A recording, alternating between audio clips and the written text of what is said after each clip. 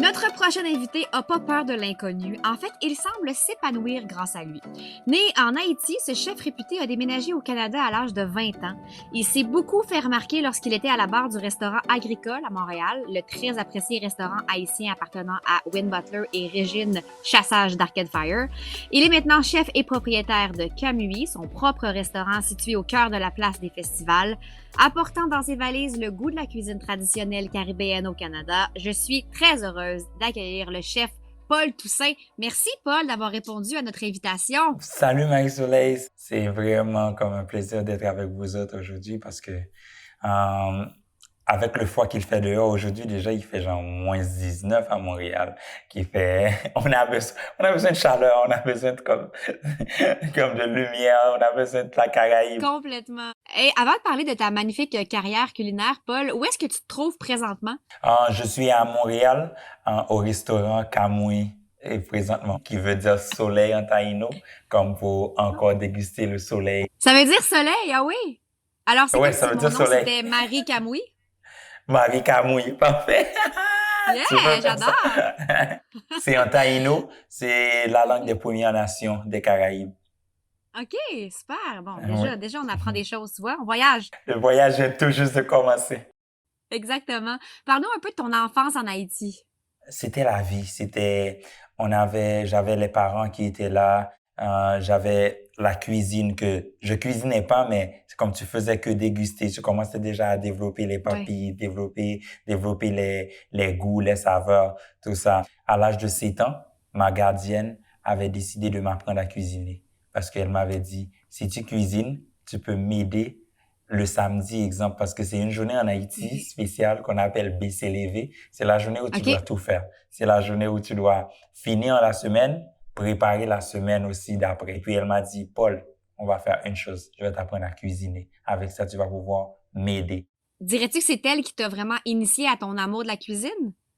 C'est ça. Puis j'ai dit, ça va être bien. Si demain je pars, j'aurai pas besoin de personne pour comme m'apprendre à cuisiner, pour m'apprendre à rester attaché à ma culture. Parce que pour moi, la nourriture représente comme la vie. Parce que c'est ça qui nourrit comme mon âme, mon esprit, comme toute ma vie, tu comprends? Qui fait, étant haïtien, c'était important pour moi d'apprendre la cuisine de mon pays, la cuisine traditionnelle, typique d'Haïti. Et c'était une enfance très bien. J'avais des amis à l'école, on vivait bien, on passait du bon temps, le soleil, la mer, c'était joyeux comme les fleurs. On a le soleil sur la peau à longueur de l'année. Comment t'en es venu à venir t'installer au Canada?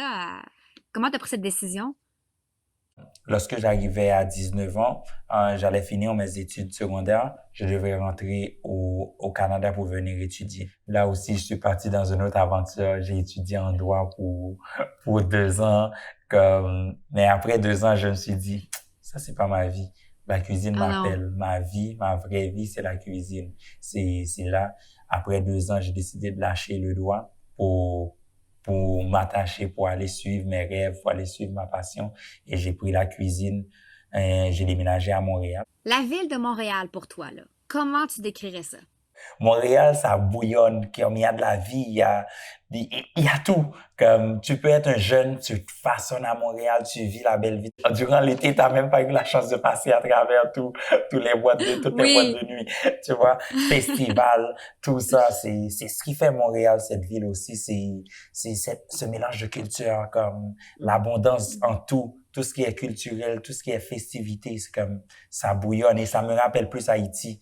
J'ai envie plus de fêter parce que la Caraïbe, c'est la fête. T'entendre parler comme ça me fait m'ennuyer de la vie pré-COVID. Ça me donne envie de sortir, de boire du rhum puis de rencontrer du monde que je connais pas. Tu me rends nostalgique de la vie. Qu'est-ce qu'on peut dire ça? C'est dur à vivre. C'est un fardeau qu'on porte, qu'on devrait pas porter. Mais l'important, c'est la vie.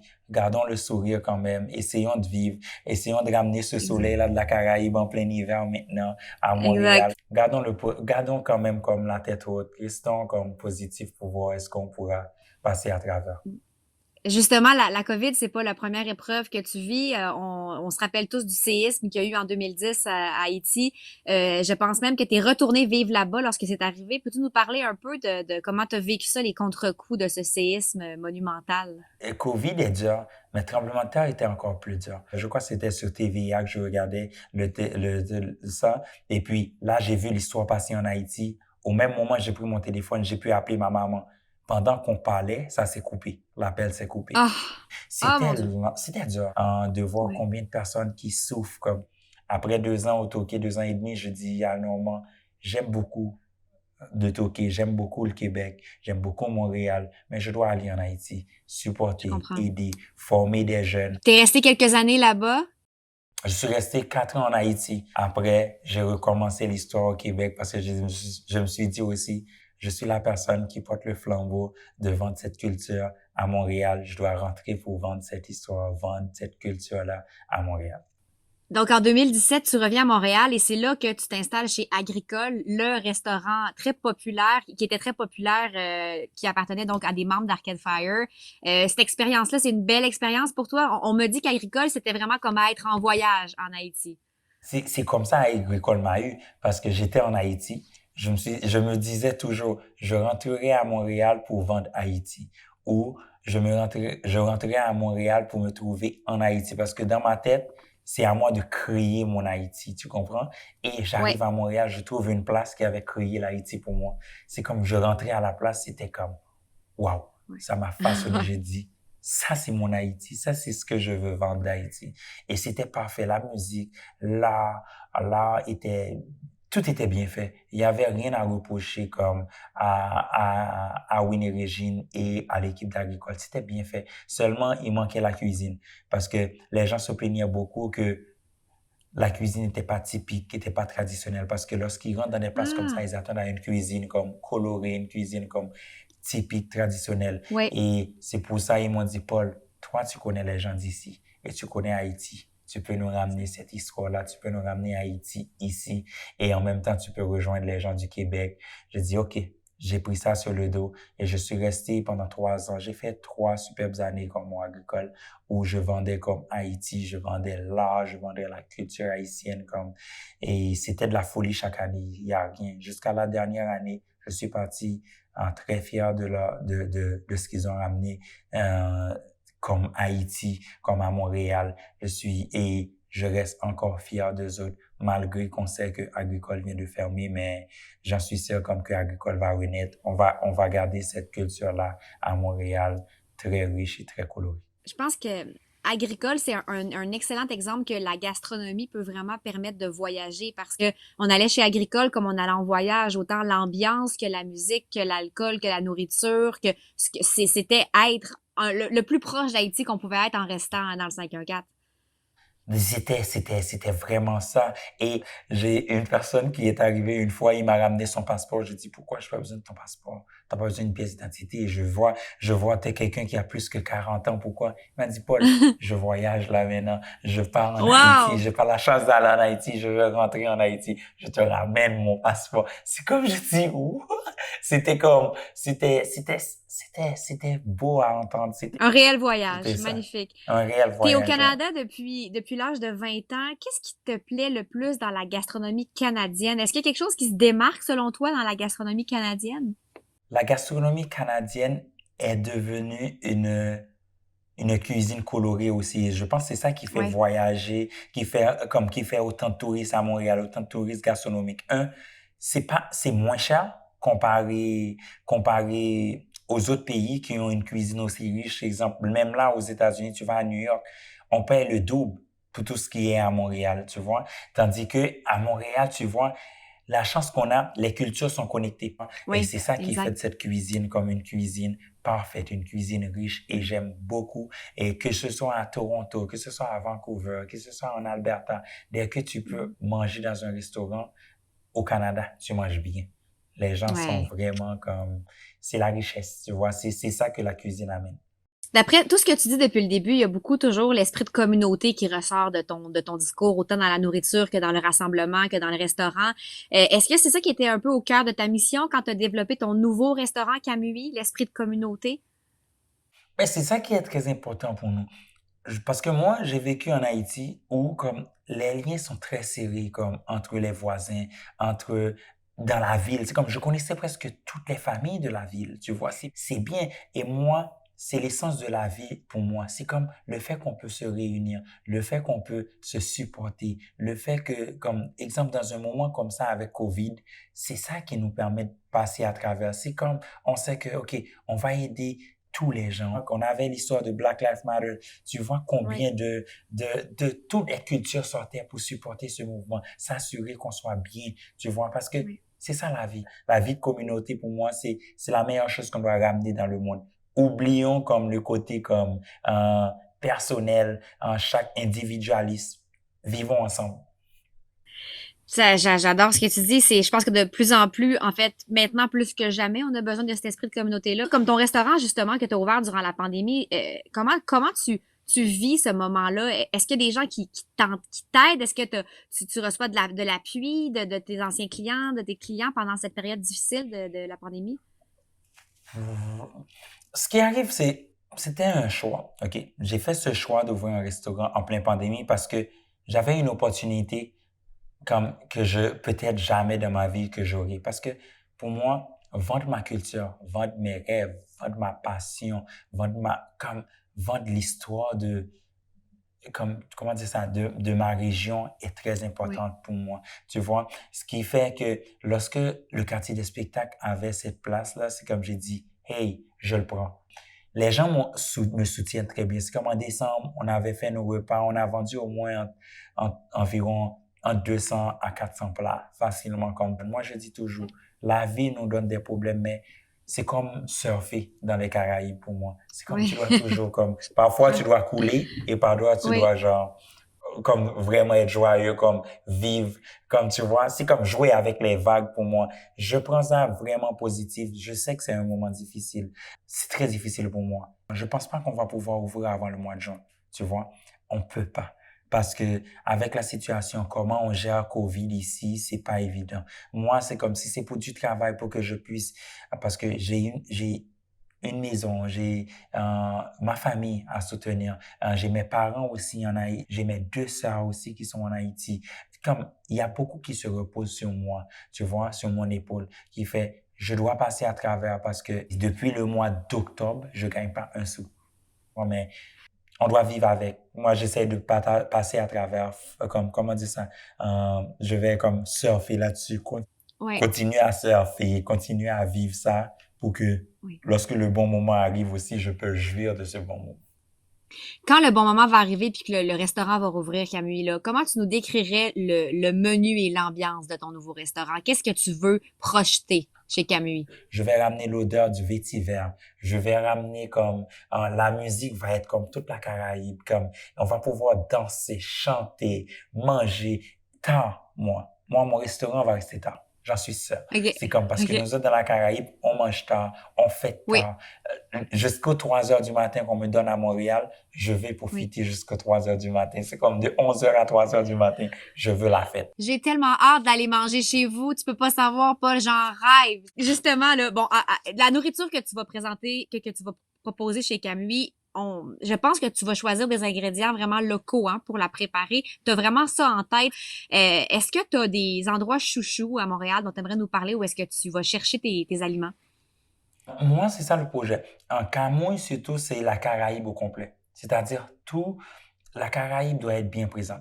Et maintenant, la chance qu'on a avec le côté cosmopolite de Montréal comme multiculturel, les fromages de la Caraïbe se font ici.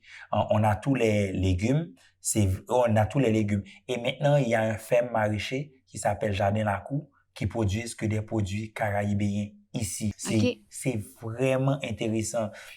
Lorsque je vois comme le marché Jean Talon, pour moi, lorsque je rentre là, Oui. c'est la vie. Oui. Lorsque je vois tous les fermiers, les fournisseurs, je m'arrange avec les gars qui vendent les meilleures tomates en ville. Tu vois, à Montréal. Je travaille avec Biri qui font les meilleurs légumes qui existent à Montréal. Comme depuis le Touquet, je connaissais Biri. Comme lorsqu'on a des produits des autres, c'est parfait. Les aubergines, tout ce qu'il y a comme les herbes, c'est parfait. Et je travaille aussi avec Champfleury, Boucherie Champfleury. Eux autres, ils travaillent avec les viandes vraiment comme de pâturage québécois, c'est comme le poulet, le bœuf vient de la Gaspésie, tu as le porc, tu as tout. C'est comme, lorsque tu goûtes ça, je suis tellement fier de voir ça comme ici. Les fruits de mer aussi, qui viennent comme de Nouveau-Brunswick, qui viennent de partout, comme j'en affole. Tout ce que je peux acheter qui est québécois, je le Oui. prends québécois parce que c'est très important, parce que je dois supporter local. En même temps, je supporte vraiment ma région qui est la Caraïbe. Dis-moi, lors de tes voyages, tu as beaucoup voyagé, tu as voyagé aussi ailleurs au Canada. Est-ce qu'il y a des restaurants au Canada qui t'ont vraiment épaté, que tu pourrais nous nommer? Oh oui, oui, oui, Oui? oui. Il y a le Dailo qui est à OK. Toronto. Oh, OK. c'est pour moi comme l'un des meilleurs restaurants que j'ai jamais mangé Ah comme ouais. au Canada. Il y a aussi Vendetta, qui est un restaurant de pâtes qui appartient à Jennifer Hagg et Roland Jean, qui sont les anciens propriétaires de Agricole aussi, qui ont parti l'aventure avec Queen et Régine. Oh, OK. c'est parfait. C'est où? C'est à Toronto encore. Ouais, il y a Warm Corner. C'est parfait, genre, au Canada et à Ottawa, il y a d'autres petits restaurants qui sont des joyaux, comme il y a le restaurant qui était ouvert pas longtemps, qui s'appelait Ting, qui est un restaurant caribéen aussi, OK. qui était à Ottawa. Moi, Oui. j'aime manger. Dès que j'arrive dans une ville, je mange. C'est ça qui est le Oui. plus important pour moi. Oui. Oui. Et ici, à Montréal, il y en a plein. Le Toqué, plein d'autres places comme les Joe Beef, il y a Mousseau, c'est la vie, 20 mois lapin, et sans oublier mon restaurant préféré à Montréal qui est, je sais pas si vous connaissez ça, mais c'est le Montréal Plaza avec Charles-Antoine Oui. Crête. C'est la place comme je mange au moins Oui. deux fois par mois. Et tu sais Ah pourquoi oui. ce restaurant Hein? m'épate? Pour moi, c'est la Caraïbe. Parce que lorsque tu rentres là-dedans, c'est l'effervescence, la vie, la fête, le bruit qu'il y a là-dedans. J'aime pas rentrer dans un restaurant, m'asseoir, c'est mort. Non. Non, non, non. Moi, je veux un restaurant, je Oui. peux parler fort, je peux Oui. rire. Exact. C'est tous des très bonnes suggestions. J'en prends note, puis j'ai vraiment hâte de pouvoir y retourner. En attendant, je sais qu'il y a certains des restos autonomés qui font des plats aussi présentement à aller chercher. Montréal Plaza, entre autres, fait des plats qu'on peut commander ou qu'on peut aller chercher. Donc déjà, c'est quand même, Ouais. c'est pas exactement la même affaire, mais au moins on peut goûter aux saveurs. C'est ça, le mousseau, supporter local, comme il y a aussi, comme comment Satay Borders qui fait du bon travail. Il y a aussi Walk le Coq avec leur poulet frit qui me rappelle New Orleans, qui me rappelle là. Oui. C'est tellement bien fait, c'est la vie, tu comprends? À Montréal, on a de très bons restaurants. Si on a la chance de les supporter, supporte-les. Essayons de les garder en vie. Parce que si on les perd, ça va être dur pour nous. Oui. Vraiment d'accord avec toi. On va aller dans une petite Mhm, section un peu conseil de l'invité, si ça te plaît. Je te pose des questions, puis tu me dis des conseils, les conseils de Chef Paul. mhm, Alors, si tu avais mhm. l'occasion, toi, d'organiser un grand repas festif demain avec d'autres experts culinaires canadiens, c'est qui les invités que tu aurais sur ta liste? Euh, D'abord, j'aurai Amine, qui est, je crois, un des chefs de cuisine du Montréal Plaza. J'aurai Charles-Antoine Crête, encore à Montréal Plaza. Oui. J'aurai André, oh, c'est vrai, j'aurai André Sterling, qui est le chef exécutif du Tokay, comme qui travaille pour le groupe Tokay, qui est un Barbadien qui vient de la Barbade. J'aurai Normand Laprise, Claude Pelletier, comme c'est des gens comme qui ont ramené la cuisine à un autre niveau ici. Les gars de Joe Beef. Yo, il y a trop à Montréal, là. Il y a trop. Martin Picard. Oh, c'est la vie. Luca, maintenant, qui crée l'Italie à sa façon, les cas grand joli. Il y a trop. À Montréal, il y a trop de bonnes personnes comme à s'entourer parce que chacun ramène une vision totalement différente. C'est ça qui fait Oui. Montréal. Laisse-moi deviner que cette fête-là serait un gros party qui finirait aux petites heures du matin avec le monde que tu me nommes, là. Autre question. Toi, tu as beaucoup voyagé, on le sait. C'est quoi la première chose que tu fais quand tu rentres de voyage puis que tu arrives enfin chez toi? De quoi tu t'ennuies quand tu arrives chez toi? Hum, mon lit. Parce que je sais souvent, tu vois, c'est vrai, durant mon voyage, je dors pas assez. Je dors jamais OK. assez durant mes voyages parce que je dors environ 2 heures, 3 heures. Parce que je veux Ah!